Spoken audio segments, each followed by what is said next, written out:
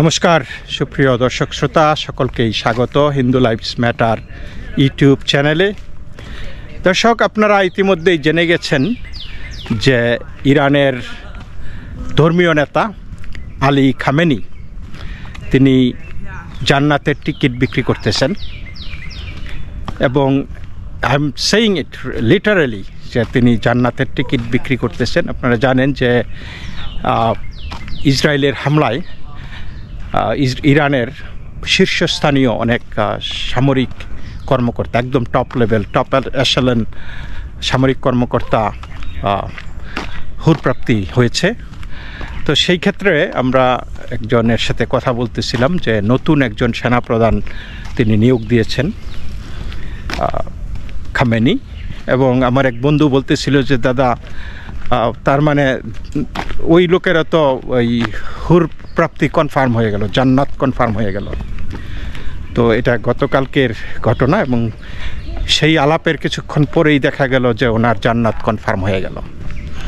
এখন এই লোকগুলি কি আসলেই জান্নাতি, মানে সে কি জান্নাতের লোভেই সেই চাকরিটা নিয়েছিল নাকি লোভে পড়ে, মানে ভোগের কারণে তিনি নিয়েছিলেন? কারণ তিনি জানেন যে IRGCর কমান্ডার বা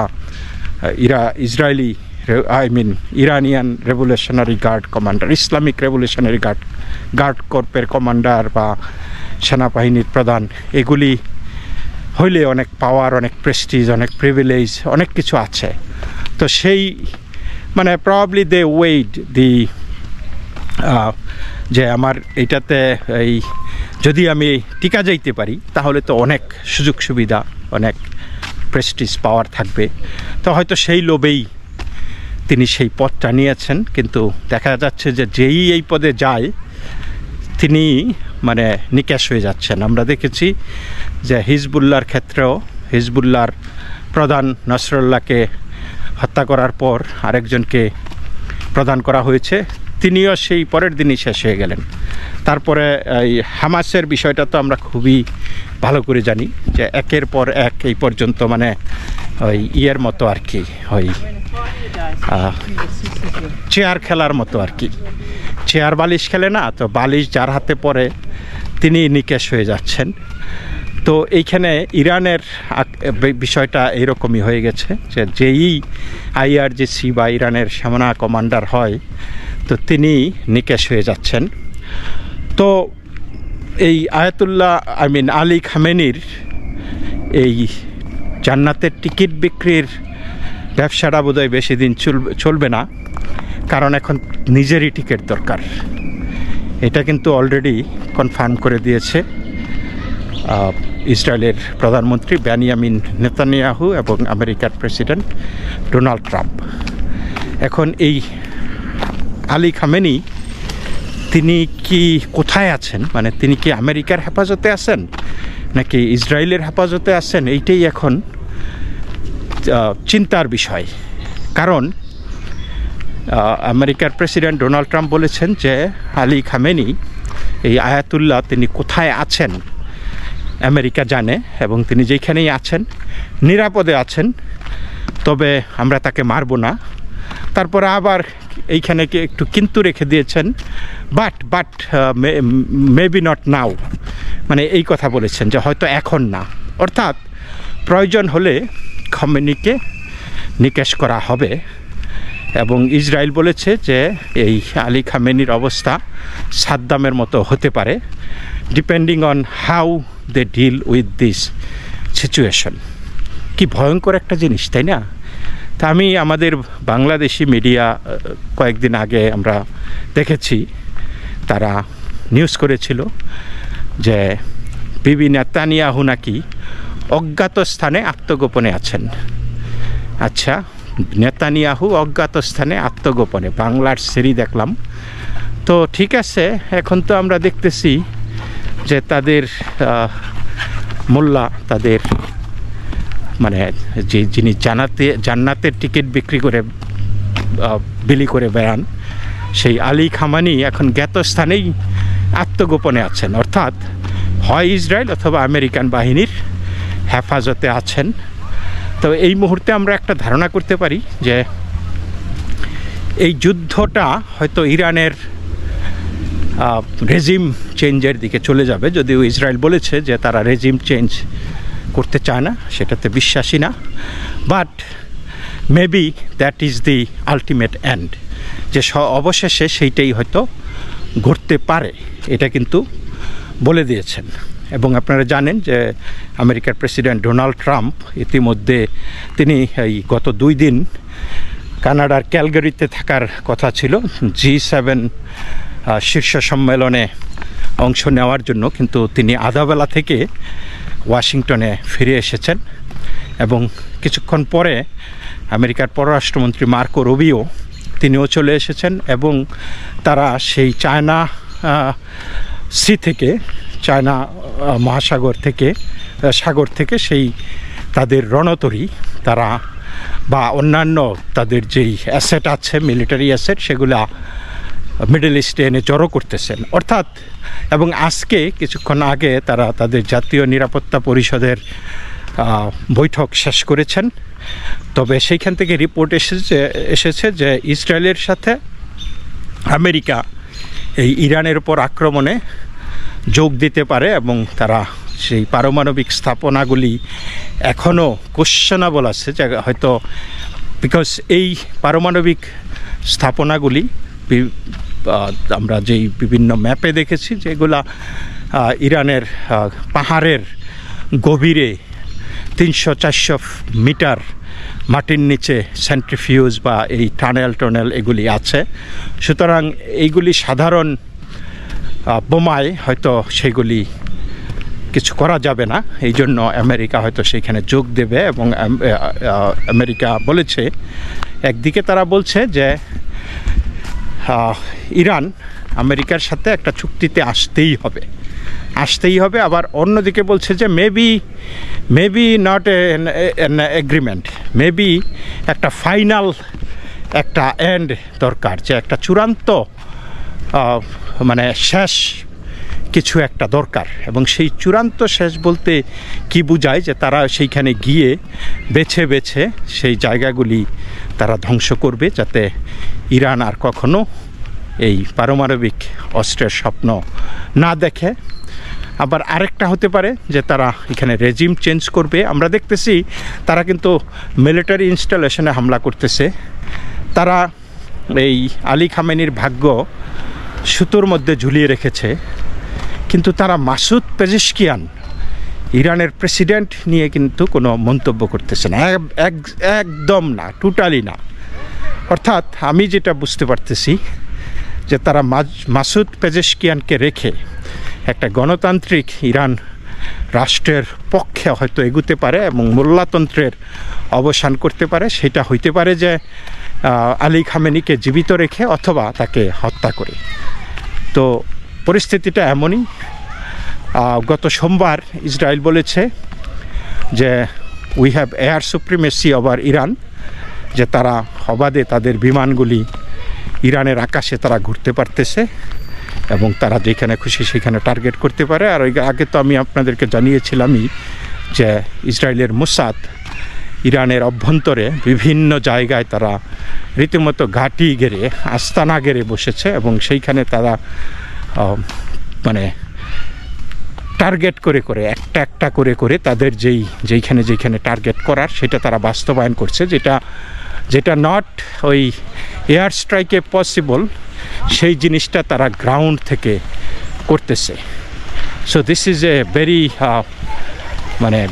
সিরিয়াস ডেভেলপমেন্ট, যে বেসিকলি ইরানের পুরা হয়তো রাষ্ট্রীয় কন্ট্রোলটা নাই, কিন্তু সিস্টেমেটিক যেই কন্ট্রোলটা ইরানের ওপর, যেই একচ্ছত্র মিলিটারি কন্ট্রোলটা কিন্তু এখন ইসরায়েলের হাতে আপাতত বোঝা যাচ্ছে। যে তাদের যেই অ্যাডভাইজাররা আছে এইগুলির যা মানে বেসিকলি ইন্টেলিজেন্স অ্যাসেট যারা আছে আর কি, তাদেরকে অ্যাডভাইজার বলা হয়। তারা যারা ইরানের মাটিতে বসে অপারেট করতেছে তারা কিন্তু ইরানিয়ানই, তারা কিন্তু ইসরায়েল থেকে যায় নাই, তারা ইরানিয়ানই।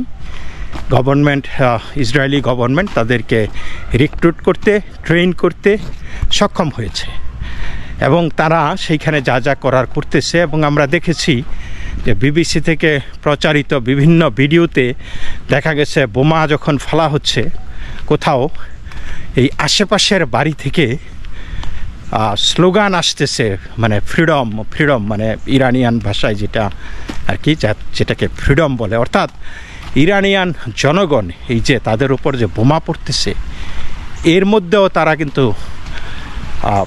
স্বাধীনতার স্বপ্ন দেখতেছে, স্বাধীনতার আস্বাদন করতে চাচ্ছে। So there is a strong groundswell of support for democracy, for freedom in Iran এটা।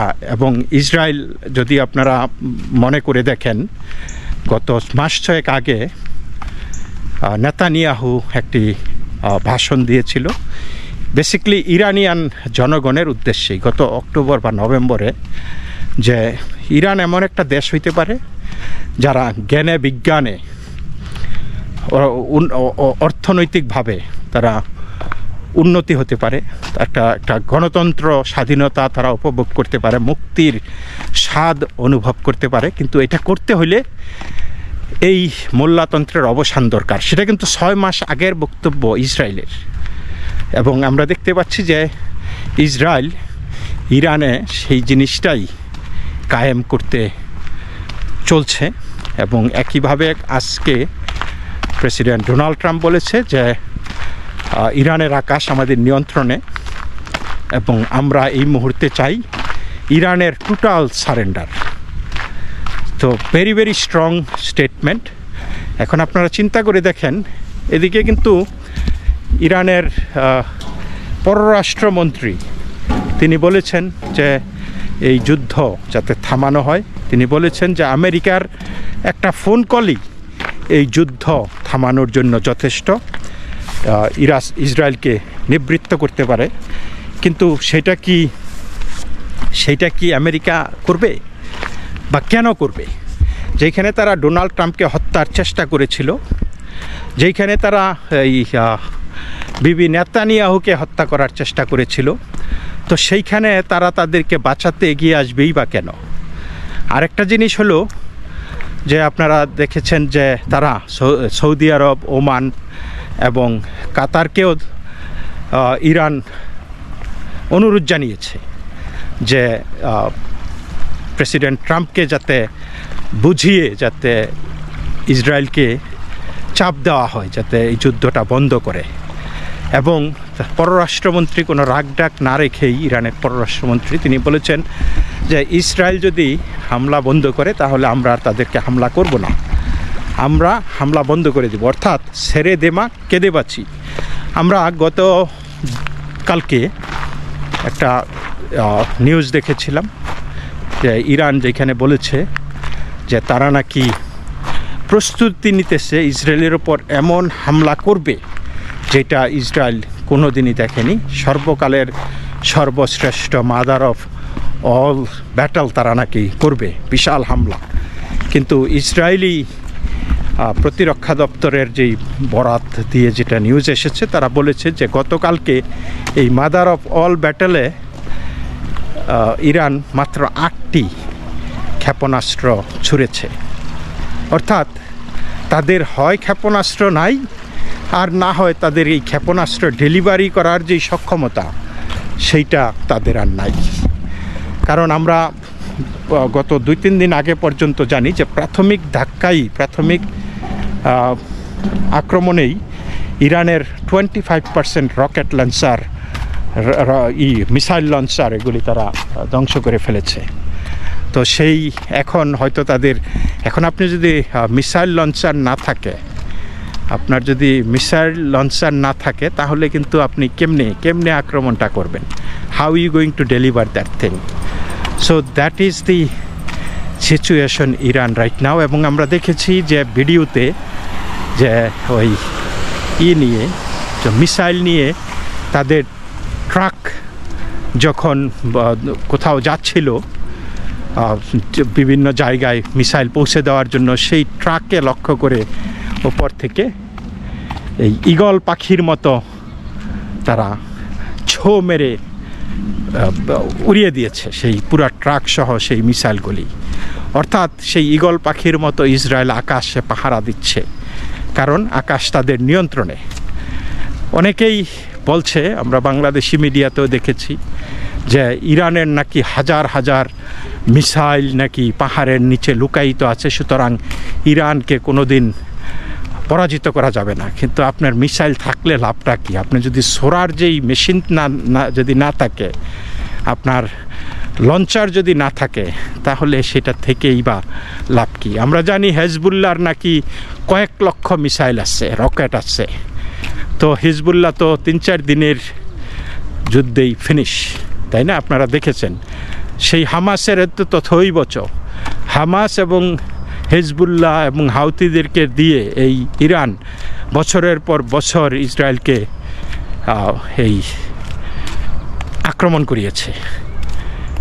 এখন ইসরায়েল কিন্তু ওই হামাসকেও ডিল করেছে, ইসরায়েল হিজবুল্লাহকেও ডিল করেছে, ইসরায়েল হাউতিদেরকে ডিল করতেছে, ইসরায়েল কিন্তু ওই সিরিয়াকেও ডিল করেছে।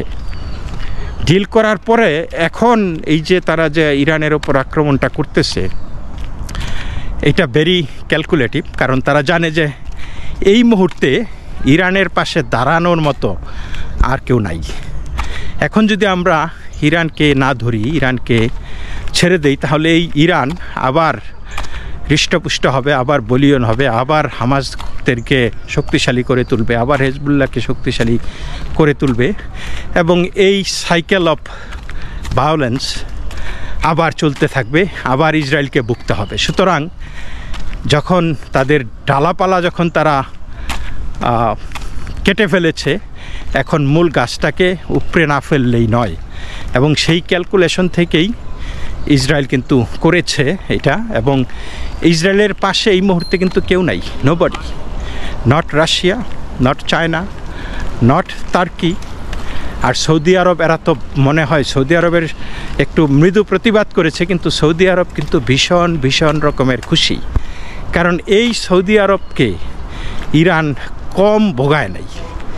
এই সৌদি আরবে মানে ইরান হইছে একটা নেবারহুড বুলির মতো, পাড়ার মাস্তানের মতো। সেই মিডল ইস্টে চরম মাস্তানি করতেছিল বছরের পর বছর, এমনকি হজেও তারা গণ্ডগোল করত। এই ইতিহাস কিন্তু ইরানের আছে।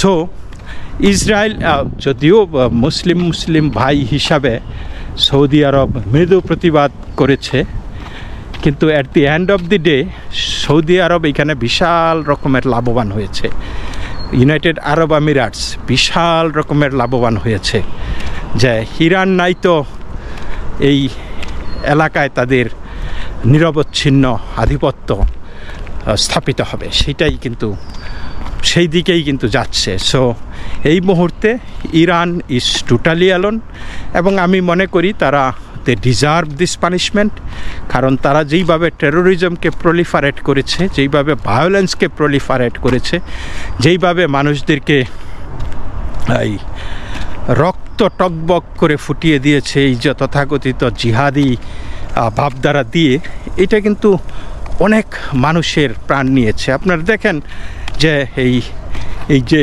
গাজাতে যেই হারে হাজার হাজার মানুষ, নারী পুরুষ যারা মারা গেছে, এইটার দায় কি শুধু ইসরায়েলের একার?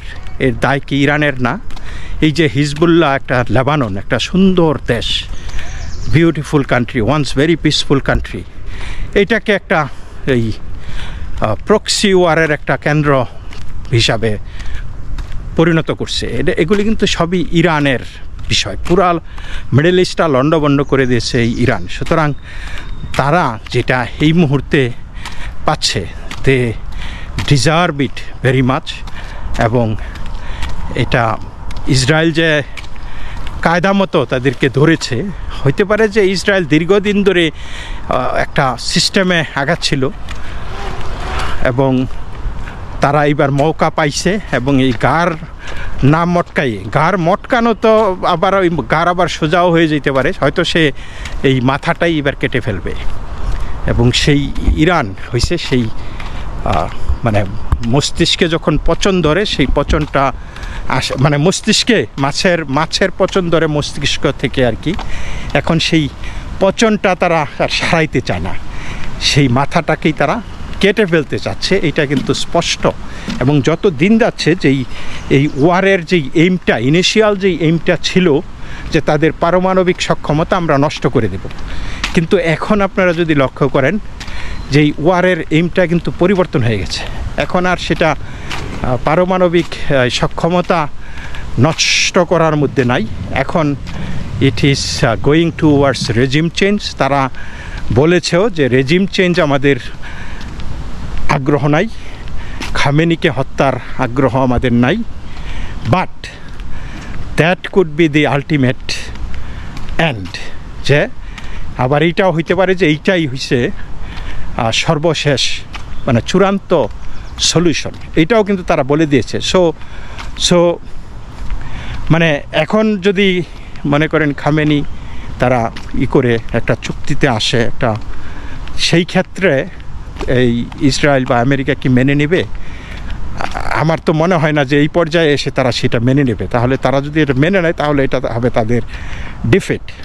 I think as Donald Trump said that এই কিছু কিছু ক্ষেত্রে মানে চূড়ান্ত সমাপ্তি প্রয়োজন, এবং সেই চূড়ান্ত সমাপ্তিটা কি এটা it is debatable, but definitely আমি বলবো যে it is leading towards the regime change, এবং হয়তো মিডল ইস্টে গণতন্ত্রের শুভাবতাস আবার শুরু হবে। তো দর্শক, এই পর্যন্তই। সকলেই ভালো থাকবেন। নমস্কার।